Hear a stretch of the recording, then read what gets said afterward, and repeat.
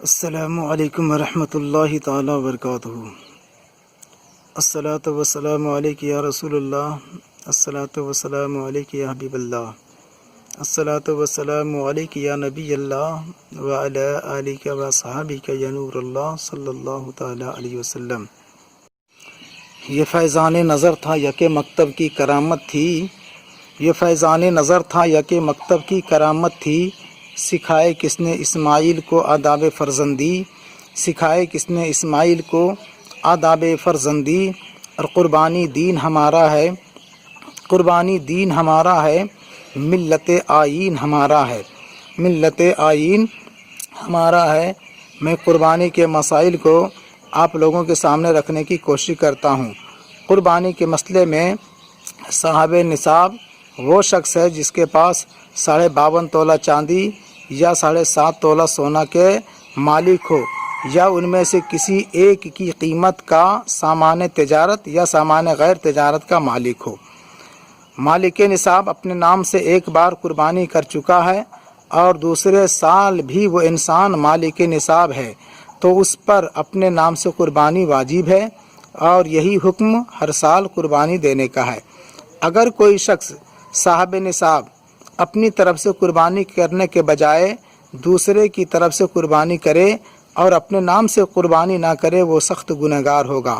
لہٰذا اگر دوسرے کی طرف سے بھی قربانی کرنا چاہتا ہے تو اس کے لیے ایک دوسری قربانی کا انتظام کرے۔ بعض لوگ جو یہ خیال کرتی ہیں کہ اپنی طرف سے زندگی میں صرف ایک بار قربانی واجب ہے، شرعاً غلط اور بے بنیاد ہے، اس لیے کہ مالک نصاب پر ہر سال اپنے نام سے قربانی واجب ہے۔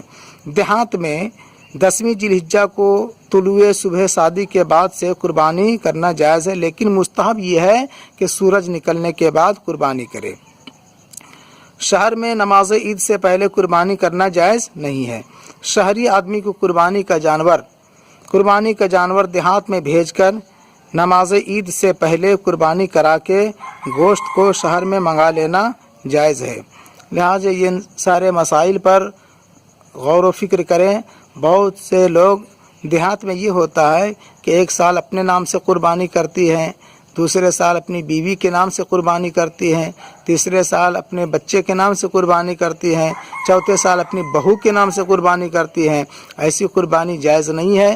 جب تک وہ مالک نصاب ہے تب تک انہی کے نام سے قربانی واجب ہے، اور اگر کہیں وہ انسان اپنی اہلیہ کی طرف سے یا اپنے بیٹے کی طرف سے اگر قربانی یا کسی اور کی طرف سے قربانی کرنا چاہتا ہے، اس کے لیے پھر دوسرے جانور کا انتخاب کرے یا دوسرے ناموں کا انتخاب کرے، دوسرے نام اس کے نام میں قربانی کرے، تب قربانی اس کی صحیح ہوگی، ورنہ پھر وہ انسان گنہگار ہوگا۔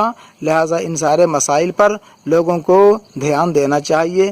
دیہات میں اکثر و بیشتر یہ ہوتا ہے کہ ان سال اپنے نام سے قربانی کیے، اگلے سال اپنے بیوی کے نام سے کر دیے، تیسرے سال اپنے اور کسی رشتہ دار کے نام سے قربانی کر دیے۔ لہٰذا ان سارے مسائل پر لوگوں کو بہت ہی غور و فکر کرنا ہے۔ اگر مسئلہ معلوم نہیں ہے تو جا کے آپ اپنے امام سے مسئلہ پوچھ سکتے ہیں، یا تو کسی اچھے عالم دین سے آپ اس سے مسئلہ حاصل کریں تاکہ قربانی کا بھی ثواب مل جائے اور قربانی آپ کی مکمل ہو سکے۔ فضائل جمعہ۔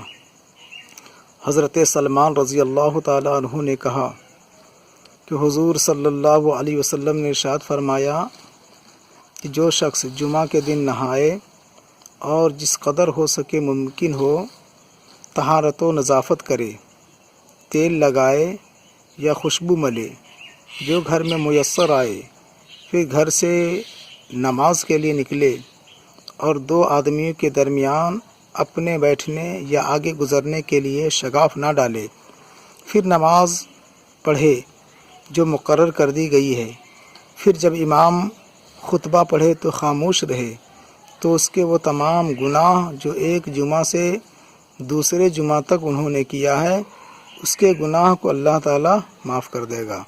یہ بخاری شریف کی حدیث ہے۔ پھر ایک حدیث حضرت ابو ہریرہ رضی اللہ تعالی عنہ سے روایت ہے۔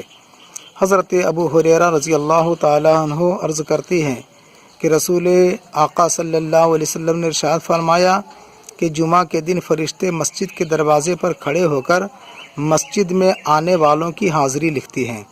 جو لوگ پہلے آتے ہیں ان کو پہلے لکھتے ہیں، اور جو لوگ بعد میں آتے ہیں ان کو بعد میں لکھتے ہیں۔ اور جو شخص جمعہ کی نماز کو پہلے گیا اس کی مثال اس طرح ہے کہ جس نے مکہ شریف میں قربانی کے لیے اونٹ بھیجا۔ پھر جو شخص دوسرے نمبر پر گیا اس کی مثال اس کی ہے جس نے مکہ شریف میں قربانی کے لیے گائے بھیجی۔ پھر اس کے بعد جو شخص مسجد آئے اس شخص کے مانند ہے جس نے مکہ شریف میں دمبا بھیجا۔ پھر جو اس کے بعد آئے وہ اس آدمی کے مانند ہے جس نے مرغی بھیجی، اور پھر جو اس کے بعد آئے وہ اس آدمی کے مانند ہے جس نے انڈا بھیجا۔ پھر جب امام خطبہ کے لیے اٹھتا ہے تو فرشتے اپنے کاغذات کو سمیٹ لیتے ہیں، اپنے قلم کو بند کر لیتے ہیں اور خطبہ سننے میں مشغول ہو جاتی ہیں۔ پتہ چلا، معلوم یہ ہوا کہ خطبہ سننا بھی جمعہ میں واجب ہے، لیکن بہت ایسے حضرات ہیں جمعہ کا خطبہ ہوتا ہے، لوگ گپ شپ میں مشغول رہتے ہیں، ایک دوسروں سے بات چیت کرتے ہیں، لہذا میں ان سے گزارش کروں گا کہ آپ جمعے کے روز آئیں، غسل وغیرہ سے فراغت حاصل کر کے، عطر و سرما لگا کر کے، اور آپ ادب و احترام کے ساتھ آپ اپنی مسجد میں بیٹھ جائیں، واعظ و بیانات سنیں، اور جب خطبہ ہو تو خطبے کو آپ دھیان سے سنیں، کیونکہ خطبہ سننا آپ کے ذمے واجب ہے۔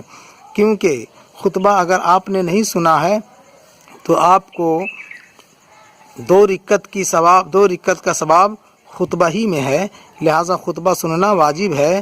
لہٰذا میں اپنے تمام اسلامی بھائیوں کی بارگاہ میں گزارش کروں گا کہ آپ حضرات خطبے کے وقت بالکل ہی چپ چاپ رہیں، کیونکہ ایک حدیث پاک میں ہے، حضرت سمرہ بن جندب رضی اللہ تعالی عنہ نے کہا کہ حضور صلی اللہ علیہ وسلم نے فرمایا کہ جس آدمی نے بغیر کسی عذر شرعی کے جمعے کی نماز چھوڑ دی تو اسے چاہیے کہ 1 دینار صدقہ کرے، اگر 1 دینار نہ ہو سکے تو آدھا دینار صدقہ کرے، یعنی بغیر شرعی عذر کے، یعنی شریعت میں جو عذر آیا ہے اس عذر کے بنیاد پر اگر چھوڑی ہے آپ نے تو ٹھیک ہے، اور اگر کہیں بغیر شرعی عذر کے آپ نے جمعے کی نماز چھوڑ دی تو حضور آقا صلی اللہ علیہ وسلم ارشاد فرماتے ہیں کہ اس کو چاہیے کہ 1 دینار صدقہ کرے، غریب مسکین کو دے دے۔